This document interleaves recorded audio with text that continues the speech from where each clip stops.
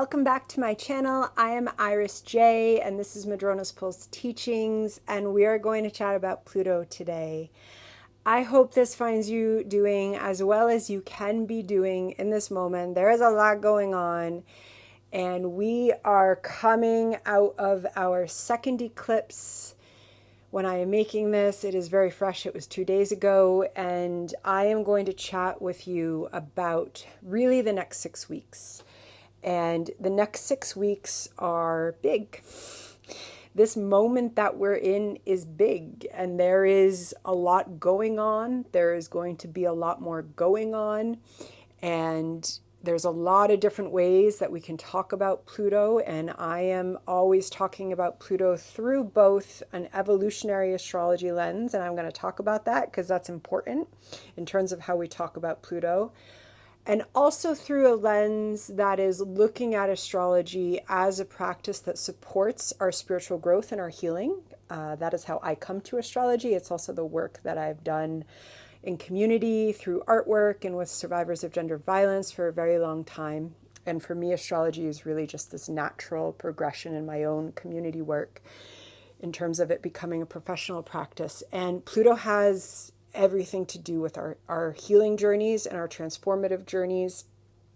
And we are in a Pluto moment, and this is a very big moment. So Pluto is, over the next 6 weeks, we have kind of two major Pluto events. We have Pluto stationing direct, and we have Pluto leaving Capricorn and fully entering Aquarius. So Pluto stations direct on October 11th, and that is happening right around 5:30 p.m. Pacific time.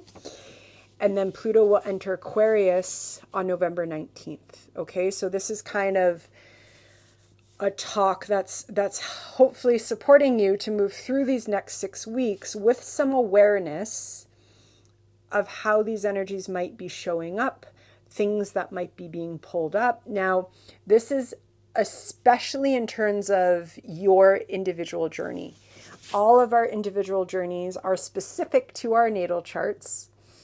And then, of course, they're going to overlap with the collective in different ways, depending upon where we live, our own ethnicity, our own cultural background, our own relationships, our own beliefs.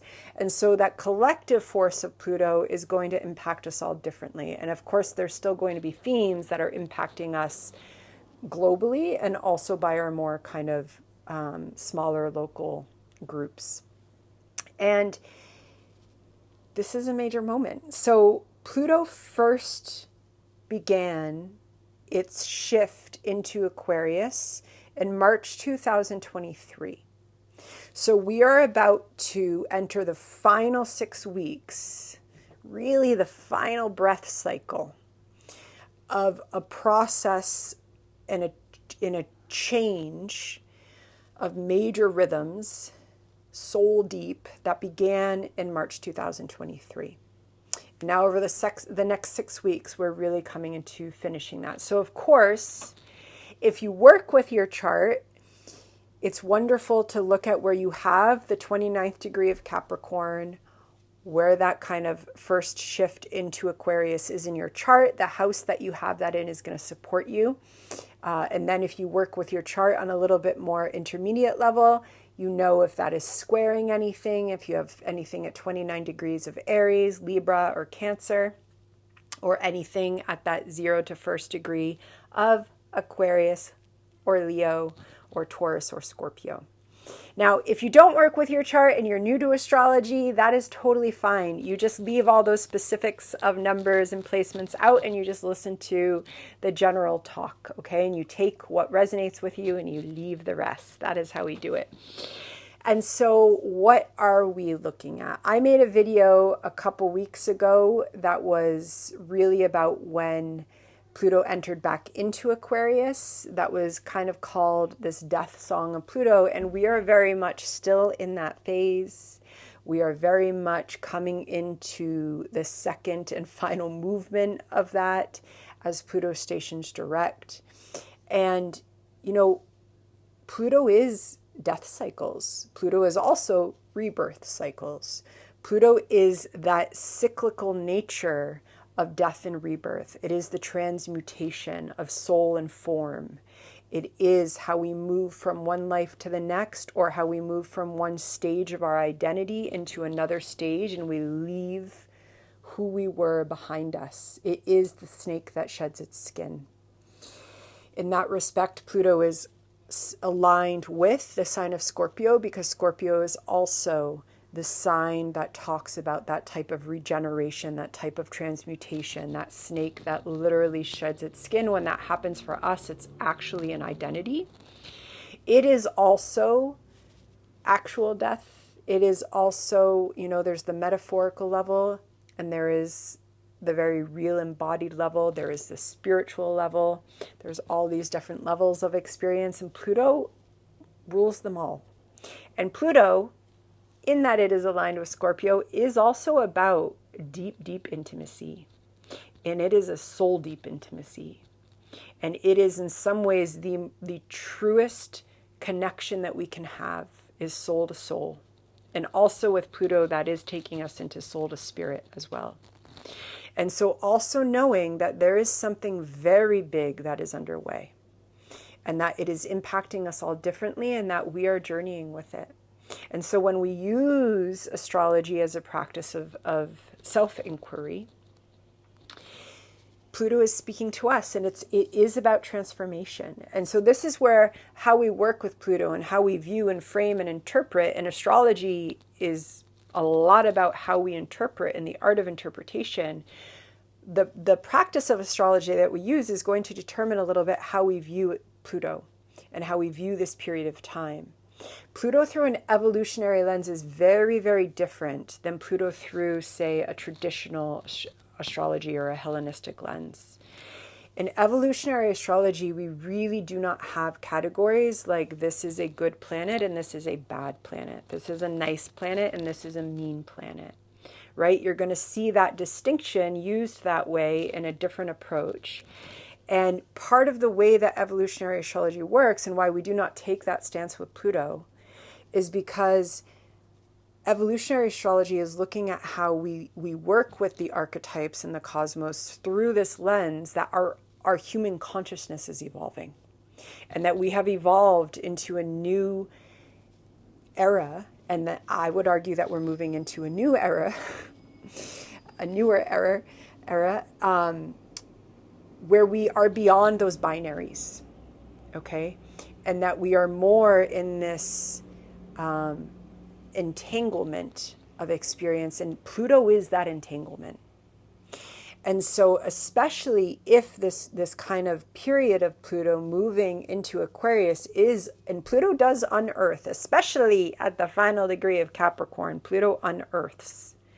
Okay, so we're of course seeing this in the collective, and Pluto is concerned with power. It is concerned with power dynamics.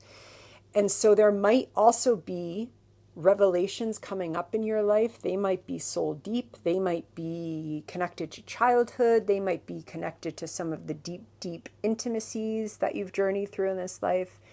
And there might be revelations coming up that are allowing you to shift your perspective, allowing and forcing us to shift our perspective, depending upon how big the revelation is, right? And so whatever is happening right now, most likely it is a transformative time. And Pluto stations direct, and that's a major shift of the process that we've been in.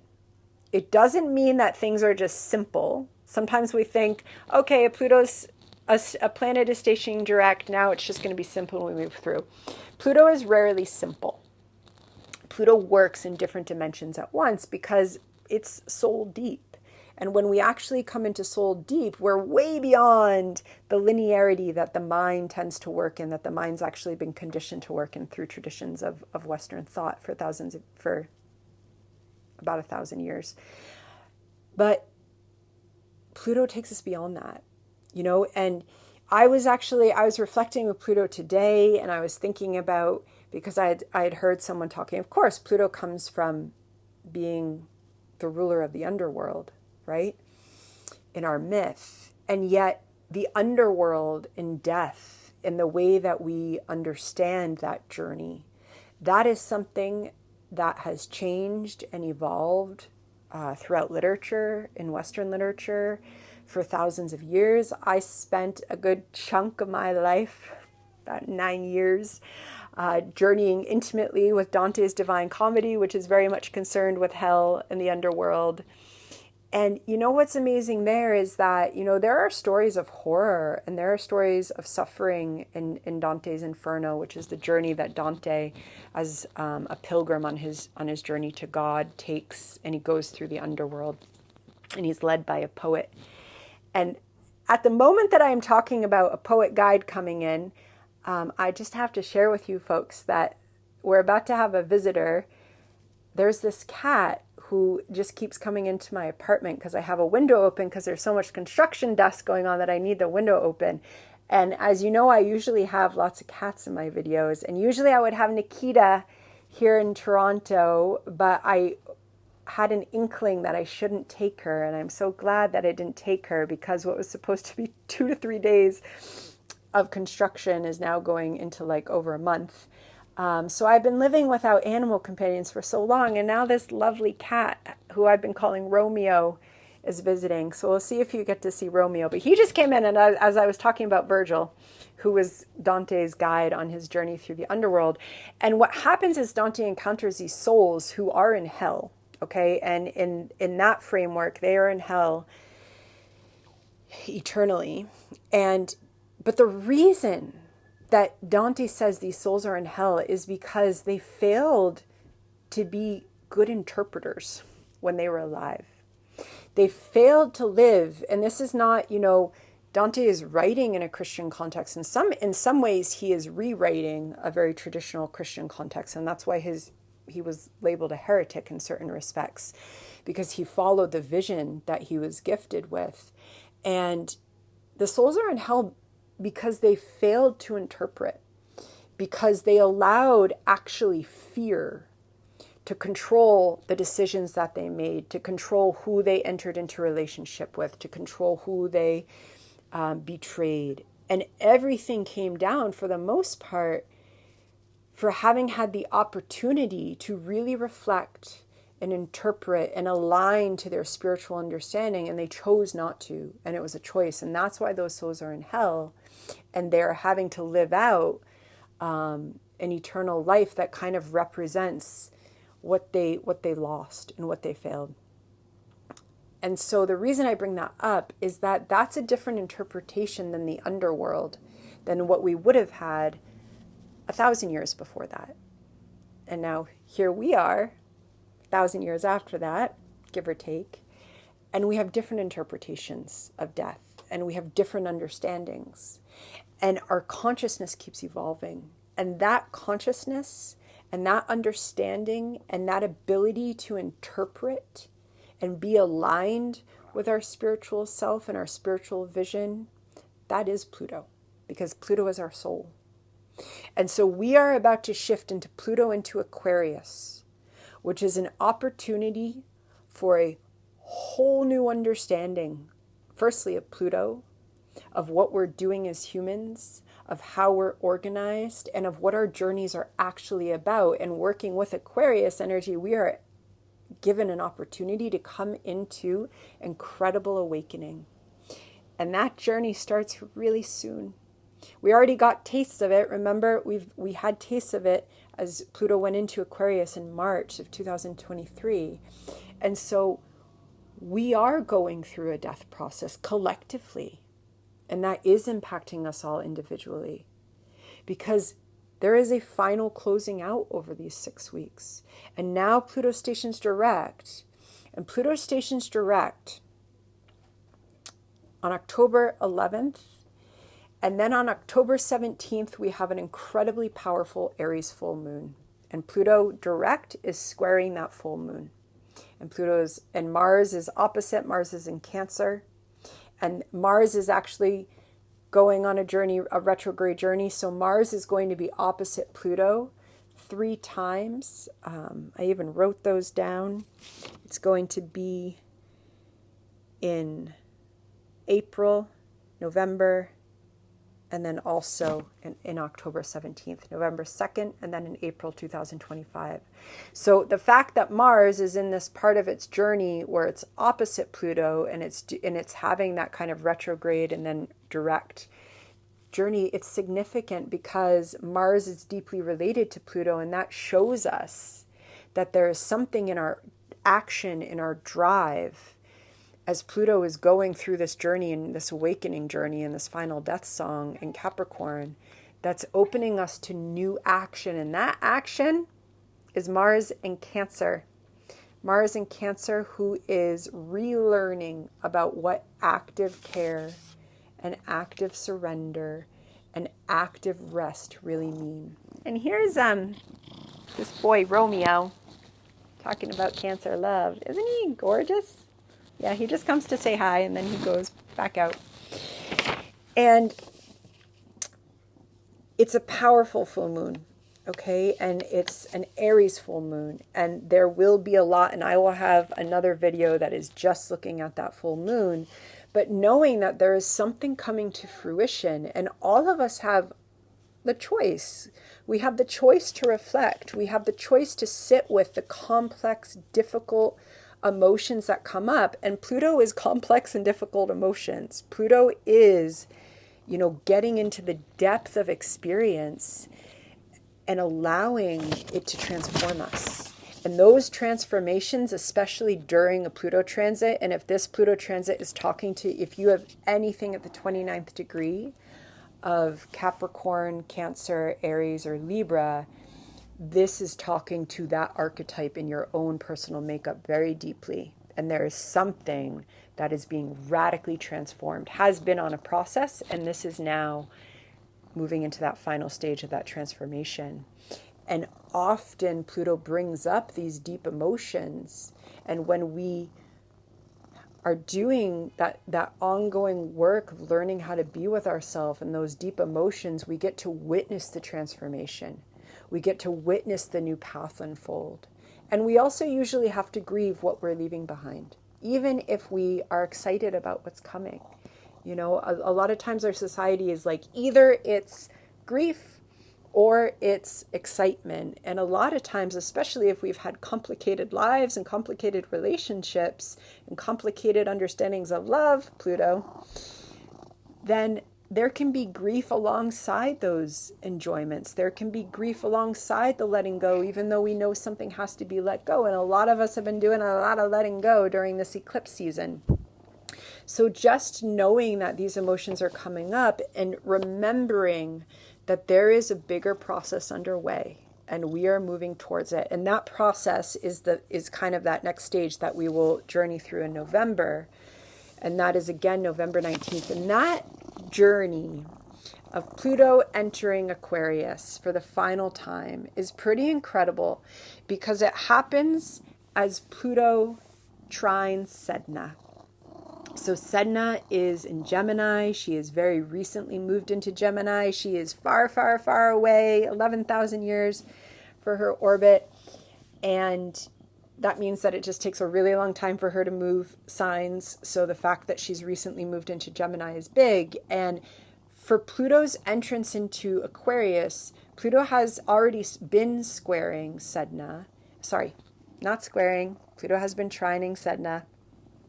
And this is going to be ongoing until it's going to ebb and flow, but really until December 2026. I am so enthralled with this trine that I just completed a workbook on the Sedna Pluto trine that helps you really come into this through self-reflection, through inquiry. It gives you background on the myths of Sedna and Pluto, and it also helps you understand how this is talking to you in your own chart personally.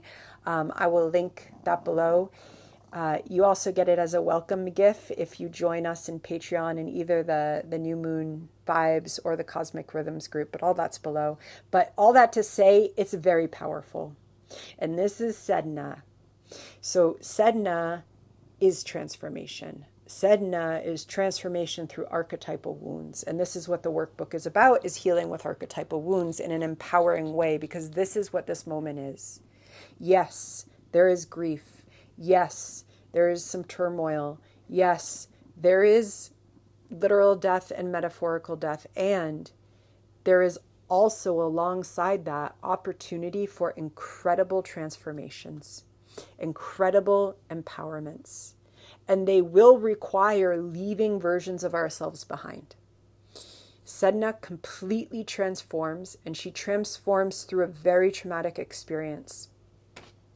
But what happens is she becomes the goddess of the ocean, the Inuit goddess of the ocean. And she's just moved into Gemini, helping us to re-understand and reformulate our understanding of transformation, of trauma itself, especially complex trauma, archetypal wounds.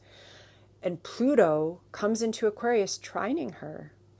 And so there is this opportunity for empowering transformation.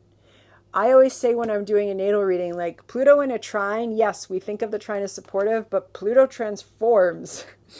It still is probably going to shake things up. It still is probably going to challenge some expectations that we had, or, and so it's a powerful trine, but it is something that brings us into a new era.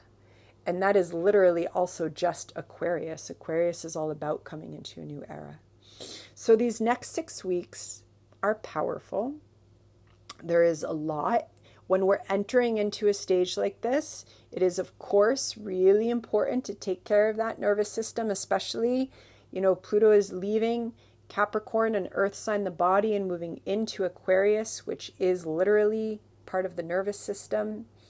And so doing our grounding practices, barefoot on the earth, meditation, creative practices that help move the energy and flow and kind of come into some of those emotional blocks, sitting with friends and loved ones and animal guests that are just here to accompany us on our journey. It's all super, super important as we move through this phase. And of course, holding love for ourselves and for all of those who are in turmoil and suffering, and for the earth itself. And on that, I am going to leave you, sending love as always and blessings. Be well.